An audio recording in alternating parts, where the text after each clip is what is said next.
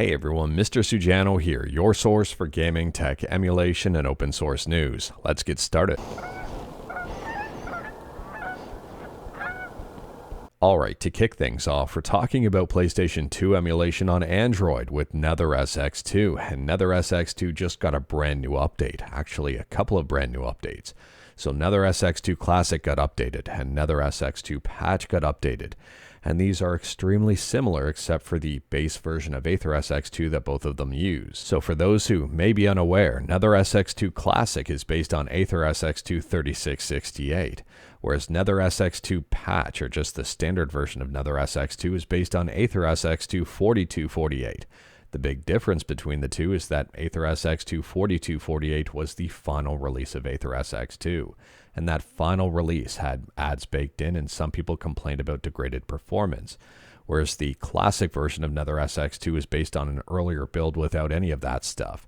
Some people say 3668 performs better, some people say 4248 performs better. So at the time of filming, NetherSX2 Classic 2.0 and NetherSX2 version 2.0 are the latest updates. And they say here it's the first full release of the year, and it comes with an APK. This no longer needs to be patched to AetherSX2. Additionally, here they've crammed in updates from GameDB and ControllerDB to help out compatibility and settings. They've also added texture dumping, they've updated the widescreen, and no interlacing patches. Now for known issues, I think these are worth paying attention to. They say that save states are not compatible between 3668, which is NetherSX2 Classic, and 4248, which is the standard NetherSX2. They also say that Black Ace Combat, the Jack game, and various other games have graphical issues. Many of them have been fixed in 4248. Furthermore, Snowblind engine games like Baldur's Gate Dark Alliance, Champions games, and Justice League Heroes have several issues with 3668, NetherSX2 Classic. For better performance and less issues, use 4248. And for the standard version of NetherSX2, which is based on AetherSX2 4248, they say here that NASCAR and Colin McRae rally games have graphical issues with 4248. Use NetherSX2 Classic if you plan to play them. And older Mali devices have rendering issues and or crashes on Vulkan with certain games, like Dark Cloud 2. Generally, this just requires the use of OpenGL to get past the problematic parts of the game before switching back to Vulkan. The latest Mali chipsets do not have this issue, and using NetherSX2 Classic is also a viable solution for these games. If you are interested in NetherSX2 and wanted to learn more about it, like everything we talk about, links are in the description below right at the bottom. I don't hide my sources. Now, in the special thanks, I find there's something here that's fascinating. They're thanking Retroid. They say thanks to Retroid for providing an unknown developer with a Retroid Pocket Mini and Retroid Pocket 5 that gave them the ability to test NetherSX2 and Ethereal SX2 with Snapdragon devices when no other company was interested. You guys helped make both emulators better. So thanks to Retroid. And speaking about emulators that have releases in 4 numbers, next up we're talking about Nintendo 3DS emulation with Azahar. And Azahar just got a brand new update, version 2122. I would argue that this is a pretty big update. I mean, they say over here on GitHub, this update is notable for having a high number of improvements to game performance and compatibility. Additionally here, if you've got a PC older than 2011, you may have issues with this update. I'm assuming, though, most people running 3DS emulation on PC are probably going to have no issue here with a computer that is later than 2011. I could be wrong about that. If you have one that's older than 2011, let me know in the comments below. Now, we've talked about a lot of these updates in previous videos when Azahar had released Candidate 1 and 2. Basically, across the board here, there's performance improvements and optimizations, and things should run smoother and games should stutter less. Additionally, there's been a bunch of bug fixes and brand new features added to desktop, Android, and macOS. For example, on Android here, they've added an aspect ratio setting, which does affect single screen layout. And for those who may be unaware, Azahar is based on Citra, and it's a combination of Lime 3DS and Pablo MK7's fork of Citra to create a super project. And speaking about updates and emulators, next up we're talking about Playnite, which is an open source video game library manager with one simple goal: to provide a unified interface for all of your games. And Playnite just got a brand new update to include a couple of rising emulators. So at the time of filming, Playnite version 10.37 is the latest update. And this update gets a few new emulators. They've added Genesis, which we talked about in yesterday's video. I mean, there's Sega Master System, Game Gear, Mega Drive, and even more stuff in that one. And Ymir, and that one is Sega Saturn emulation. And there are some fixes as well. And speaking about Sega stuff and emulation, next up we're talking about ClownMDEmu, which is a Sega Genesis or Mega Drive emulator, and they just released version 1.4. So this latest version of ClownMDEmu has a whole bunch of fixes and improvements, for example, for games like Titan Overdrive 2, and there's audio improvements and even more. And if you're interested in emulation development and the story behind that stuff, I'd recommend checking out the blog post here. I mean, the developer has a very well-written blog post with a whole bunch of information, and I find this one very interesting. Again, like everything we talk about, links are in the description below at the bottom. And speaking about interesting stuff, and possibly not in a good way, this may be the beginning of the end for this, we don't know at this point in time. But NexusMods is no longer owned by the people who were running it before. Some people may see this as a positive, some people may see this as a negative. But there's a post over here on NexusMods says an update from Dark One because NexusMods has been sold. So Dark One says, after almost 24 years of running NexusMods, the time has come for me to step back from the day-to-day management of this site. This isn't a decision I've made lightly, far from it, but one I think is in both my and the community's best interests. They then go on to say, the strain of being responsible for the behemoth I created has taken its toll. The stress of the job has been a regular source of anxiety and stress-related health issues.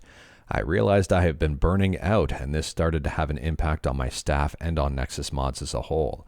So I firmly believe that the best thing for the future of NexusMods is for me to step aside and bring in new leadership to steer the business forward with renewed energy, to make NexusMods the modding community we all truly deserve. So yes, the ownership of NexusMods has changed hands, but I want to be clear this isn't some corporate exit or backroom deal. This is me doing something I probably should have done years ago, taking care of myself, reclaiming some headspace, and finally letting go of the idea that I have to do everything and be responsible for everything myself. Based on information provided, I don't know if other people are stepping away other than Dark One, but based on this paragraph here and based on experience, I'm assuming there are. Because they say this includes some structural updates to the company ownership that we aren't shouting about. I could be wrong with thinking that, but I don't think so. On top of that, they say while they are stepping back, it's important to understand that NexusMods isn't just about me and hasn't been for a long time. The NexusMods you see today has been created by a team of 40 incredibly dedicated people, some of whom who have been here for over 9 years. They live and breathe modding, they care deeply, they're experienced, committed, and they're very much still here. None of that is changing. So who knows what happens for the future of NexusMods? I mean, what could happen is there could end up being a huge philosophy difference between the new owners and Dark One, and that could lead to significant changes. Maybe for the better, maybe for the worse. We're going to have to wait and see here. Maybe things will remain the same and you won't notice a difference. Who knows? Let me know your thoughts about this one in the comments below and any predictions you may or may not have. For more information, I do recommend checking out this post. Underneath it, there is a Q&A here that may be worth checking out as well. One of the questions, will you sell mods? No, mods will always remain free. Will it cost money to download mods? No, nothing changes here. Will you claim ownership of mods uploaded to NexusMods? Absolutely not. And what additional monetization will be added, changed on the site? Monetization is hard, and NexusMods is a complex platform. What matters most is continuing to support the authors, delight users, and keep the lights on. We're not changing the core model. No aggressive monetization, no paid mods. If anything, we're aiming for fewer ads, not more. We'll take a community-first listening approach, and we won't compromise on what's made NexusMods special. Let's wait and see how this all unfolds. Next up, we're shifting from something people may have mixed opinions about to something I think people will be excited about, and that is Animal Crossing on the GameCube. It's been reported here that Animal Crossing for the GameCube has been decompiled. Now, it does appear there is still some work left to do here, and something interesting, the same team has been working on backporting and translating content from the Japanese exclusive Dobutsu no Mori E+, I might have mispronounced that one, into a project called Animal Crossing Deluxe. If you're looking forward to a PC port of Animal Crossing for the GameCube, well, this may be something very tangible in the very near future. We're going to have to wait and see. Decompilation doesn't automatically mean PC port. And continuing to talk about Nintendo stuff, but switching from decompilation to destruction. And listen to this headline. A couple of Switch 2 owners are already reporting expanded back panels. Nintendo investigates possible causes. Based on some of the photos going around, it seems that this is a very obvious thing. It's not something you have to look at in the right light, or maybe take a level 2 to see if it's curved just a little bit. This is very obvious. You can see the bubbling. It looks like bubbling by the Joy-Con. I mean, here's one side of the Switch 2, and here is the other, and that to me is super, super obvious. Unfortunately, this problem doesn't seem to be localized to just one console, maybe two. I mean, there's been a bunch of reports here. This one's titled Switch 2 Swollen Battery. Check the backs of your new Switches. And yeah, it looks like this one's swollen as well. If you have a Switch 2, it may be worth checking to see whether or not the Switch is swelling. I mean, if it stays docked, you may want to take it out of the dock here and there just to see how the state of that Switch 2 is. A swollen battery is not something to be ignored. That is a very serious fire hazard, and it could and probably will get worse. Hopefully it's just localized to a couple of Switches here, not a widespread problem. And if it is, I can see a whole bunch of recalls on this because that's an extremely dangerous situation. I mean, take a look at PSPs over the years that have lithium-ion batteries, and those swell. A lot of different devices. I mean, even people with 3DSs have had their devices swell. Now, I'm not going to say this is going to be a widespread problem, and this is chaos and absolutely terrible across the board. I would say lithium batteries in general, a lot of them do pose that risk of swelling, and maybe under certain circumstances, maybe something happens. Maybe it was speared by a stray staple, who knows? But at the same time here, I'm going to guess that there's going to be more than just these two. Maybe not a widespread problem, but I'm guessing here, if I was betting, there's going to be a handful of them with this issue. In my opinion here, and this may be a hot take, but I really doubt it, non-replaceable batteries should never be a thing, especially if they're susceptible to swelling and potentially being a fire hazard.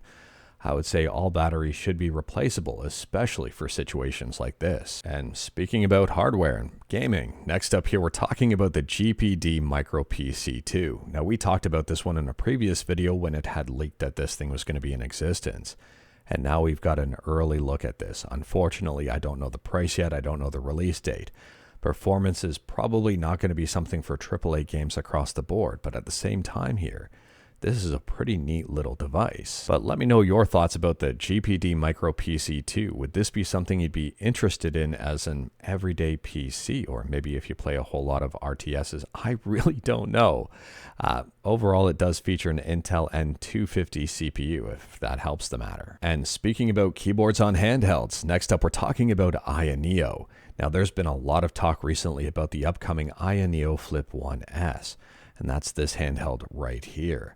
However, and this is a real big however, Ayaneo has just unveiled something brand new. Not dual screen, but instead of the screen on the bottom, it's got a keyboard. So the top device is the Ayaneo Flip 1S DS. We've talked about this one on the channel, I think a few days back when it leaked. And the bottom device is the Ayaneo Flip 1S KB, which makes sense, DS and KB. Anyways, I do not believe that these devices are going to be cheap. They feature the AMD Ryzen AI HX 370. I think I said that right. That's a premium chip. Both handhelds will be running Windows. They feature TMR joysticks, so you really don't have to worry too much about joystick drift.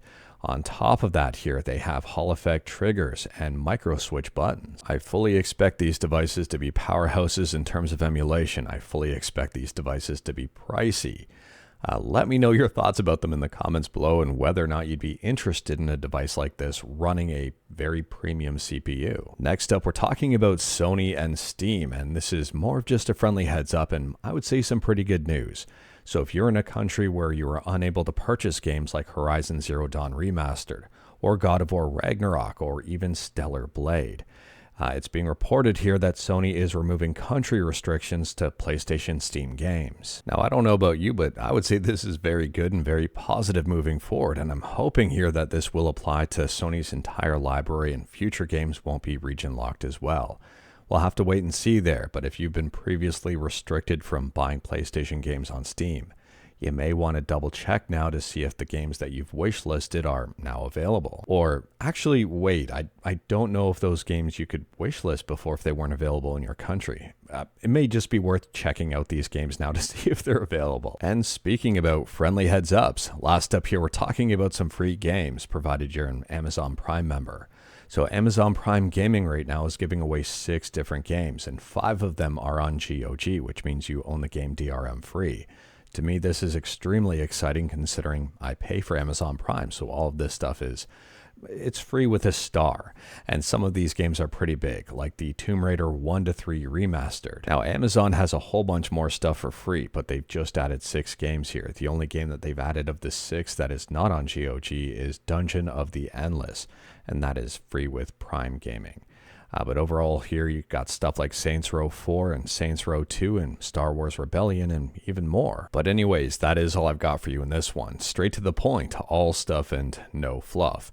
We talked about a bunch today. Feel free to discuss anything we talked about in the comments below. If you like this video, leave a like. If you didn't like this video, leave a like.